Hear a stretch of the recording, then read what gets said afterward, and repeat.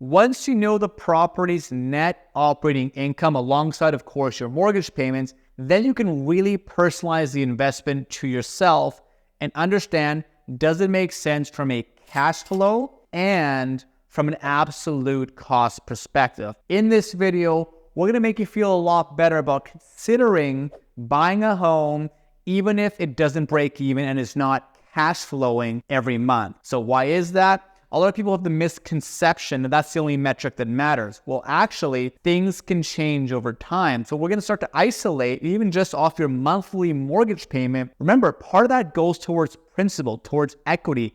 It's forced savings. It's still in your pocket. So you actually have to isolate that sum and only take the interest portion of the mortgage. So once you do that, you then have to think about, well, what can happen in the next 3 to 5 years? Well, 3 things. Number one is natural appreciation of your property, which you should keep into account today because that's money in your pocket in the future. There's also rent inflation. You can charge more per month as cities get busier, as things evolve over time.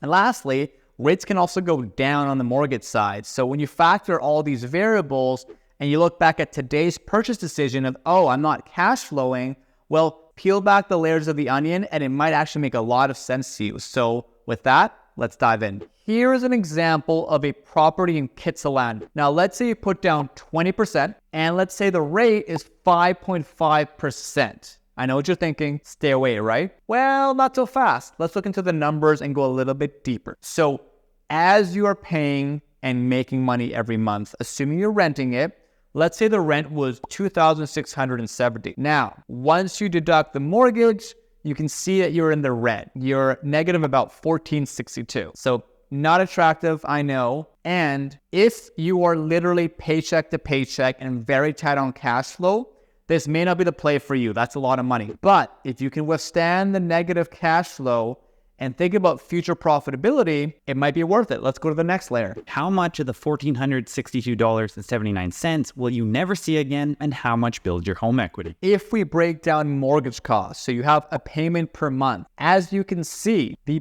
principal portion, money in your pocket, forced future savings, equity, that number, that $760 has got to be factored out of the monthly cash flow equation. So when you take that number and you add it towards the minus $1,462, now that's been cut almost in half, the minus $702. So now you're bleeding $702 of actual money that you're not going to get back. If money's still tight with you, maybe you bow out. But if it's a little bit more bearable, then maybe you stay into it. And when you think about what's going to happen in the future, what could potentially happen, then that number is going to start to change. So let's get into that next step. Next consideration, your mortgage can very likely be lower than when you got it. So let's say in the next 3 years, now it goes from 5.5 to 3.5. Now, the interest portion of that monthly payment is going to be a lot less than it was before. So we take the new interest portion and deduct it from the negative cash flow we started with at the beginning of this video. Now we're positive a couple $100, right? So as things change over time, that really scary upfront negative cash flow can change. And it's really important for you to keep that into account as you start to decide whether the property could be worth it for you, not just now, but with its future value and future changes. Annually, you're now only really losing $3,168.36. With rent going up, keep in mind rent went up 20% in 2022.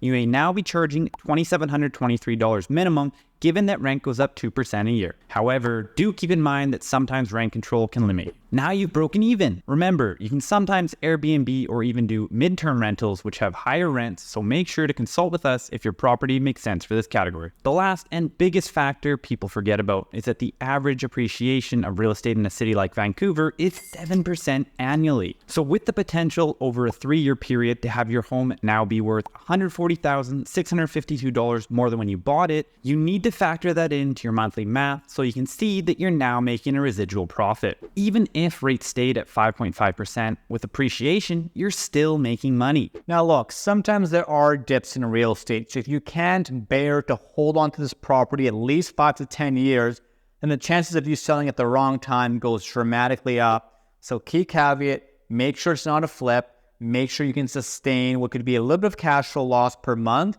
for a much bigger exit and a much more positive, holistic cash flow for you. On top of rental rates and natural home values going up, what can you do to supercharge this with renovations? Check out our next video where we break down what renovations most help you justify a more premium rent and higher resale value. If you're a little more curious now than before this video and want an insider scoop on places that give you a holistic ROI without your finances and your mental health falling apart, book us below for a chat.